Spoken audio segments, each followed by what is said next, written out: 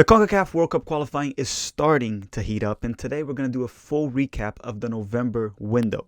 Hi, if you're new here, I'm Filippo, and welcome to CanMNT. So the November window was very interesting, and it was the first one with only 2 matches for each team. Now there's 2 more windows left, one at the end of January, early February with 3 games, and then one in March with also 3 games that will wrap up World Cup qualifying for CONCACAF. With that said, in this video, we're going to recapping all 8 matches in this window, the November one, and then at the end, I'm going to go through the table, tell you my predictions of how I think it might finish up by March, and feel free to comment your predictions down below, and tell me which team has surprised you the most so far, and tell me why it's Canada.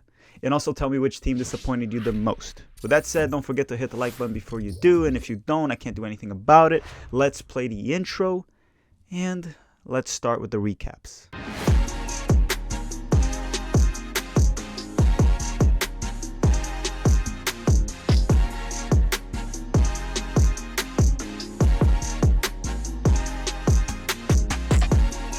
So before we start, the round number 1 was the set of 4 games played on Friday. Round number 2 was the set of games played on Tuesday. Essentially the first round of games in this camp and the second round of games of this camp. The first game I want to talk about was Honduras 2, Panama 3. This was a good match and honestly a very important one as well. Panama came into the game trying to hold on to their 4th seed and continue to keep the top 3 from close range, while Honduras at home in San Pedro Sula came in with a new manager, now with Herman Dario Gomez in charge, and trying to keep a little bit of hope in regards to qualifying to Qatar. I mean, they had 3 points in 6 matches played, so things were not looking good for Honduras. However, getting a win at home would have bumped them up to 6 points and held Panama, the 4th seed, to 8, which would essentially revive Honduras in World Cup qualifying, but that's not quite how it went. Panama was able to pull a 3-2 win, but it wasn't as easy as expected. It was pretty tough, and Honduras was able to get an early lead at the 30th minute with Albert Ellis using all his physicality and finishing ability to get the first one for this match. Near the 60-minute mark, Honduras was able to get a 2-0 lead after very sloppy defending coming from Panama. Moya was able to score. And it seemed like Honduras was finally going to get a win in the final 8 in World Cup qualifying. I mean, 2-0 lead at home, roughly 30 minutes left. What can go wrong? And they actually held on to the lead all the way to the 77th minute. And I gotta give big credit to Christensen, the coach for Panama right here. At the 65th minute, he went on to make 3 subs where Waterman, Fallardo, and Yanis would come in, which they would combine for 2 goals and 1 assist to lead the way on an unexpected late comeback. Panama scored at the 77th minute, 80th, and 85th minute to pull a huge 3-2 away win after coming back from a 2-0 deficit. Alright, now let's talk about Canada 1, Costa Rica 0. On Friday night, a very cold Friday night, Los Ticos went all the way to Edmonton to face Canada. What was up with that field? Honestly, what was wrong with that field? It looked like a crappy football field, to say the least, and that was where Mexico played Canada as well, but let's talk about the game. Canada knew the importance of this home match as they were at the time 4 points away from Costa Rica, which was the first team out of the top 4, the 5th seed essentially. Now, for the first 30 minutes, the game was very chippy, a bit violent at times, heated, even though the weather was pretty damn cold. And overall, a very boring first half, which ended 0-0. Alright, now off to the second half, where around the 53rd minute, Buchanan almost scored off a bicycle kick hitting the post, and what a goal that would have been. And a couple minutes after, Jonathan David would score for Canada, which would be their game-winning goal at the 57th minute, after a very poor move by goalkeeper Moreira coming out of a cross and letting the ball slip right to Jonathan David. You know, that's one of the perks of facing Costa Rica without Keylor Navas. Canada held on to the 1-0 lead and got the job done. It's also important to point out that Alphonso Davies was not at his best this game, which comes to show that Canada can still pull wins even when their superstar player is not at his best. Alright, now let's go to game number 3 out of 4 that had on Friday, and that was El Salvador 1, Jamaica also 1. Jamaica and El Salvador came into the game to face each other, Jamaica as the 6th seed and El Salvador as the 7th seed, both struggling to remain in contention for the World Cup qualifying spot. So essentially for this match, anything besides a win was a terrible result, and both teams managed to get a draw, which was just awful for both. So right from the get-go, Jamaica had players like Mikel Antonio and Liam Moore off the bench while starting Shamar Nicholson up top and Mariapa. Now the rumors are that West Ham requested to limit Antonio's minutes, and I don't know, I guess that's the only somewhat reasonable explanation to bench the center forward that has 6 goals, 3 assists in 10 games in the Premier League, and we're going to talk about what he did in World Cup qualifying. He did pretty damn well. Now, the first half was extremely boring, to say the least. El Salvador managed to hit the post, but besides that, the game was tough to watch, and Jamaica's midfield seemed non-existent, and Leon Bailey didn't have a very good half himself. Now, early in the second half, we would get a good opportunity for El Salvador from Enrico Dueñas, and also a minute later, he got another chance, but the scoring chances were low. However, the little ones that we had mostly came from El Salvador. Until the 74th minute when Tapa Whitmore, the worst coach in CONCACAF, decided to send in Antonio. Roughly 5 minutes later, the ball was punted forward. Antonio would get it at the midfield, use his physicality, dribbling ability, and bring it all the way to the goal to score a very nice goal off a lefty chip over the goalkeeper. But it didn't last very much, as Jamaica did allow a late goal at the 90th minute, and it was a header from Alex Roldan. And Alex Roldan is not a bad player, but let's just say headers are not his forte, and he's also not a tall player. While Jamaica does have a tall defense, can't allow those late goals. You get punished by it. With that said, I still feel bad for El Salvador. The result was terrible for both. I feel bad for Hugo Perez because he's been doing a fairly good job. Jamaica, on paper, is a much more talented team than El Salvador. Just terrible management from Tapa Whitmore, while El Salvador, Hugo Perez is doing what he can with the players he has. The last game we're going to talk about on the Friday was the 2-0 game, and that was special for the US men's national team, and it also gave us a shine of optimism that later on came back to bite us. But let's talk about the 2-0. To be honest, this was a surprising performance from the USA, which we did not grind out a win against Mexico. The US outplayed and controlled a good part of the game, beating L3, mostly in the second half.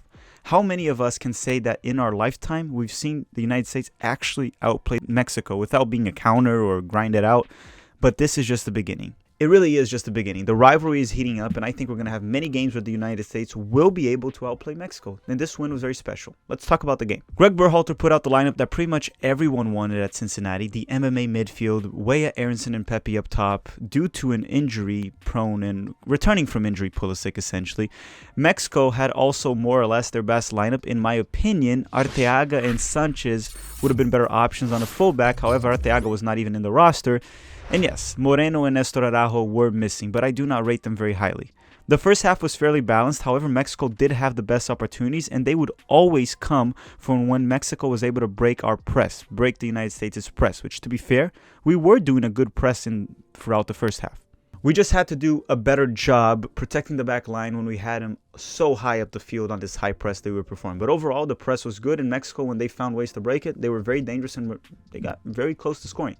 A balanced first half, but Mexico definitely had the better scoring opportunities. Now, we come into the second half, and if you guys were here at the live watch-along, I was fairly confident that we could still pull a win in the second half after watching the first half. And the United States most certainly improved a lot in the second half. The second half comes along, and that's where we saw the U.S. outplay Mexico for pretty much the entire half. The opportunities were being created. Aronson had a chance. Pepe had a chance. A lot coming from Weah on the right flank in his very dangerous crosses. It was then that Greg Berhalter put in Pulisic for Aronson at the 69th minute, and it would take Christian Pulisic 5 minutes to score off a header from a cross coming from Tim Weah. A very well-placed header by Christian Pulisic. And that man at the mirror celebration was priceless. And again, man at the match performance for Timothy Weah. The U.S. would hold on to the lead, with Mexico really not offering much of a threat throughout the second half. Toward the 85th minute, Weston McKennie would put the nail in the coffin, getting the 2-0 lead that we would hold on and win the match. Now, Jesus Ferreira almost scored the third goal, but he knew the 2-0 was precious and he couldn't ruin it. With that said, this was a very special game for the United States in Cincinnati, a very special 2-0 win. And again, we beat Mexico 3 times this year, but this was the first time we actually outplayed them. Now that we finished up the 4 games from round number 1, let's move on in the video to round number 2, the second games of this window. And obviously, if you haven't already, don't forget to hit the like button. Thank you very much. And comment down below your prediction for the table when the qualifying ends, now that there's 6 games left. All right, for round number 2, I had to change to this old school US men's national team kit.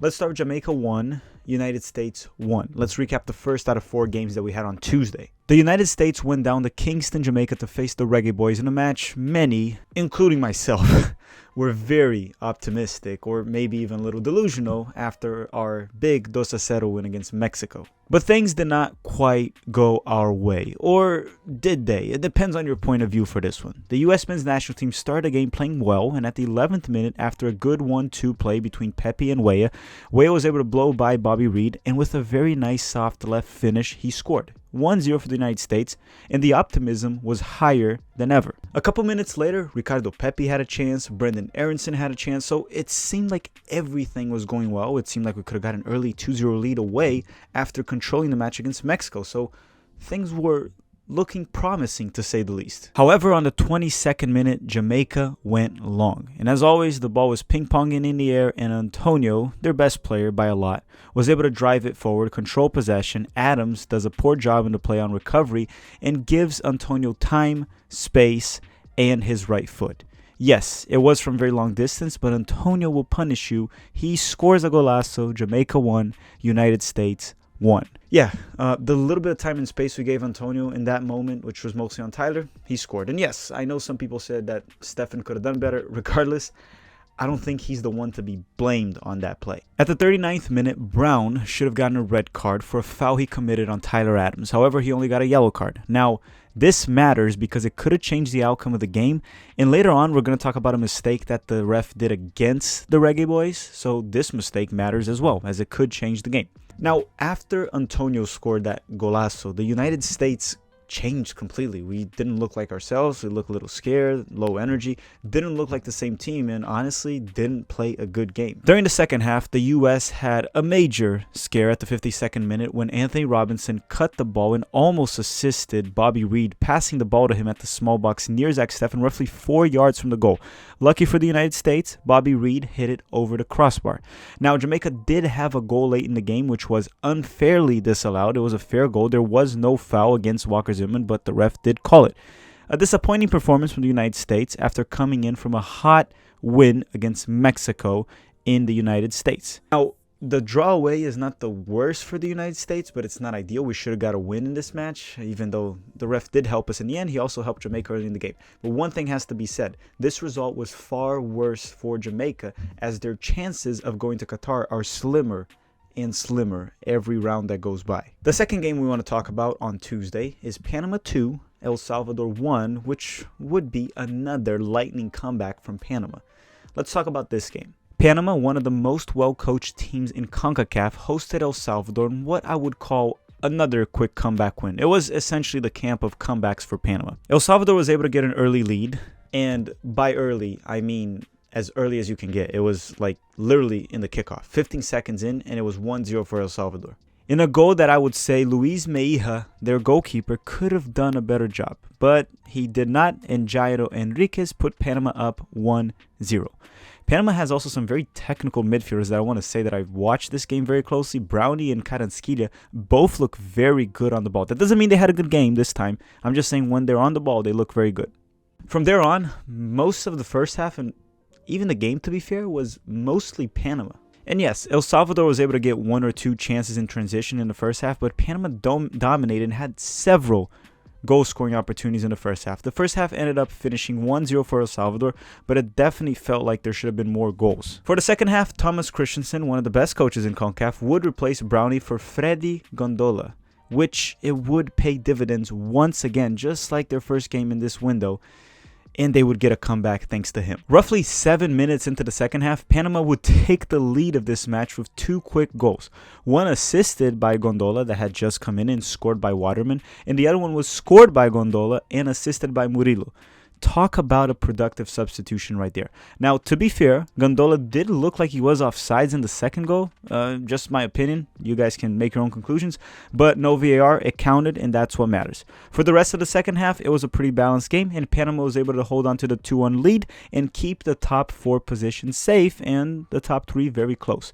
The overall game did feel like it could have had more goals for sure. But the final score was Panama 2, El Salvador 1.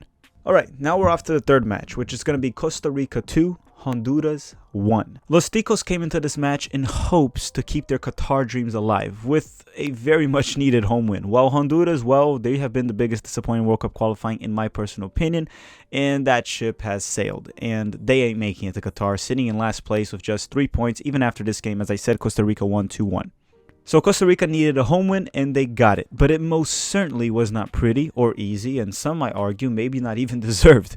Costa Rica created better chances early in the game, getting some good opportunities, mostly coming from Joel Campbell. And at the 20th minute mark, Duarte scored off a corner, assisted by Campbell himself, to get Costa Rica the 1-0 lead.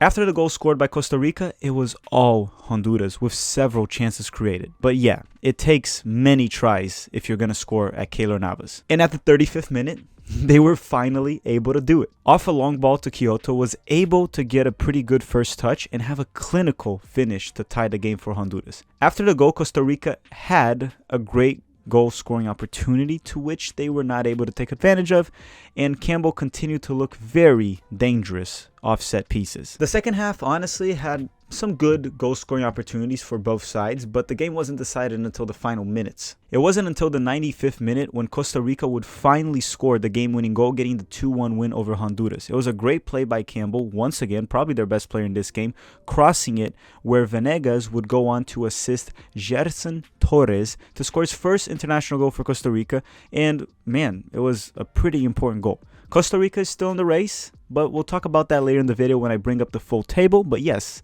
they're still not done in World Cup qualifying. Costa Rica absolutely still has chances of qualifying. They're currently sitting in 5th place. We're going to talk about it very soon on the table. And while we're at it, guys, make sure to hit the like button. And now we're going to talk about the last game, the 8th game, which is honestly, it was my favorite game. And the game is Canada 2, Mexico 1. And Mexico finished this window with 0 points. But this was an interesting game. And Canada put this game at Edmonton in a field that wasn't the best, just like the field it was the same location as the first game, and they had a blizzard before the game. It was pretty damn cold as well. Canada and Mexico went on to face each other on a very, very cold night at Edmonton, to which Canadians even called the stadium Azteca, trying to make fun of the Azteca. Not the funniest joke, but I found it interesting. Now, as someone that went to school at Buffalo, and Dustin did as well, go to school at Buffalo, I must say, I felt very, very bad for the Mexican national team to have to play under those conditions. Now, Canada did start with Kyle Larin up top instead of their superstar player Jonathan David, and trust me, it paid dividend. We'll explain very soon. The game was very exciting, especially the end, and now let's talk about it. Overall, the first half was fairly balanced, and it was not until the very last minute where Alistair Johnstone would steal the ball and hit it from long range, where Ochoa would save it, poorly, by the way, and Kyle Larin would take advantage of the rebound, getting Canada the lead right before halftime. Also, I do got to give credit to Herdman here and his ability to make tactical adjustments midway through the first half, which had a major impact throughout the game. Yeah, Ochoa made a mistake on that goal, but I do want to defend him on one thing. It was very cold, and you could see his reaction was slower. It could have been the weather affecting Memo Ochoa, the goalkeeper, because he's a pretty damn good goalkeeper, so I don't think he would have let that ball go right to Larin the way he did under normal conditions. So I guess it played in favor for Canada, at least for that goal. Now, for the second half, Tata Martino would try to shake things up with 2 subs, one being Tecatito coming in for Dominguez, a defender. The other one, Alvarado, would come in for Chucky Lozano. That had a yellow card, but it still didn't make much sense to get Lozano out of this game, in my opinion, right there. Now, 5 minutes into the second half, Canada was able to get a 2-0 lead off a set piece assisted by Eustáquio and scored by, you guessed it, Kyle Larin. The former Orlando City man had a brace on this game and made Canadians not miss Jonathan David as well at all, actually, in this match at least. Even though he's a key component, I wish the United States had this many options to play as a 9 as much as Canada has. The game went on, and Canada looked dangerous at times, mostly in transition with Alphonso Davies and Tajon Buchanan. But at the last 15 minutes, I have to say it was all Mexico. But it wasn't until the 89th minute where Hector Herrera would score off a header, and it seemed like they were running out of time, but there was still 5 minutes left in the game, and Mexico was down only by 1 goal. Now, Mexico was able to suffocate Canada in the last few minutes of the game, and considering their long history of grabbing players by the neck, the whole suffocating part most certainly was a very poor choice of words from my end, and I do apologize for that. Regardless of Mexico really pressing Canada in the end, and honestly, even deserving the draw from the opportunities they were creating, Canada was able to hold on to the win at Azteca, sorry, not Azteca, and now they lead the final 8. One thing to say was Alphonso Davies did not have the best camp, but one thing I noticed from him is every time he's on the ball, he is dangerous, and his presence alone already causes trouble to other teams. So some people are saying he didn't have the best performances. I agree, but his presence is very much needed for this Canadian system. All right, everyone, now we're going to head to the final section of the video. I'm going to go through the full table. Make sure to comment down below your predictions. There's only 6 games left. 3 to be played on the next camp, which will be the end of January and early February, and 3 to be played in late March, and that's it. It's Qatar. Unless you finish 4th, then you have a inter-confederate playoff to play, but hopefully we don't get there. So let's go through the table and wrap up this video. So the current table for the final 8 has Canada leading right now with 16 points, the United States in second with 15. Then Mexico and Panama are tied in points, but Mexico has an advantage on the goal differential. So Mexico finishes currently in 3rd and Panama in 4th. The top 3 qualify to Qatar. Number 4 plays an interconfederate playoff, which you will face a team from a different confederation. Could be Asia, CONMEBOL, whatever it is. So it is a very dangerous position to be, the 4 seed. The United States definitely does not want to be there. Now, Costa Rica has 9 points. They are 5 points away from Panama, but they still have a chance. They still have a chance to make it to Qatar. There's 6 games left, so there's 18 points up for grabs. Now, Jamaica, in my opinion, they're kind of out, but technically they still have a chance. Mathematically, they sit in 6th place with 7 points.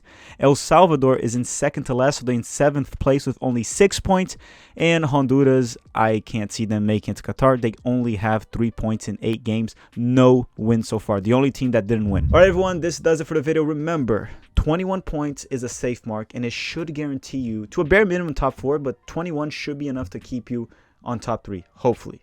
Thank you very much for watching, guys. If you enjoyed these types of recaps, comment down below, share it, hit the like button, and we'll continue to do it in every single camp. I want to thank you all very much for watching, and have a great day.